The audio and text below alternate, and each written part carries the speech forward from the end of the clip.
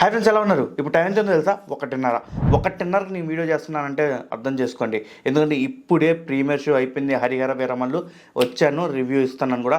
So ఇది genuine review అండి. నాకు అభిమానం అదే ఉండదు. సినిమా పరంగా నేను అందరిని ఒకేలాగా చూస్తాను. సో ఈ సినిమా రివ్యూ వచ్చేసి నేను చాలా షార్ట్కట్లో వచ్చేసి చెప్పేస్తాను మొత్తం.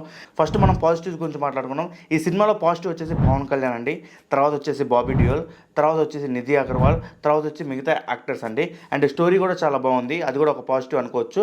అండ్ తర్వాత నెగిటివ్స్ వచ్చేసి కొంచెం అక్కడక్కడ అవసరం లేని సీన్స్, కొంచెం సెకండ్ హాఫ్లో నాకు కొన్ని గ్రాఫిక్స్ నాకు నచ్చలేదు. అండ్ పూర్ గ్రాఫిక్స్ అనిపించింది నాకు. ఓకే, బట్ నాకు ఎందుకు నచ్చలేదు.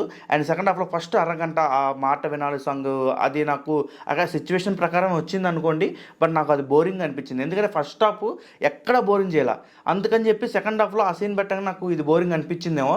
బట్ నాకైతే సెకండ్ హాఫ్లో ఒక అరగంట బోరింగ్ అనిపించింది. తర్వాత సినిమా చాలా బాగుంటుంది.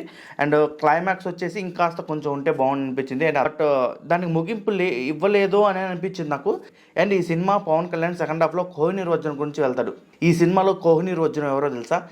కీరవాణి గారు. నిజం చెప్పాలంటే ప్రాణం పెట్టాడండి. అసలు రాజమౌళి గారు ఈ సినిమా చూస్తే కుళ్ళుకుంటారేమో, అంతలాగా ప్రాణం పెట్టాడు కీరవాణి గారు. అసలుకి హ్యాట్స్ ఆఫ్ కీరవాణి గారు. అబ్బో, ఈ సినిమా కుటుంబ సమేతంగా చూసే సినిమా. అందరూ వెళ్ళి ప్రశాంతంగా సినిమా చూసి రండి. నా అభిప్రాయం నేను చెప్పే కదా, మీ అభిప్రాయం కామెంట్ బాక్స్లో కామెంట్ చేయండి.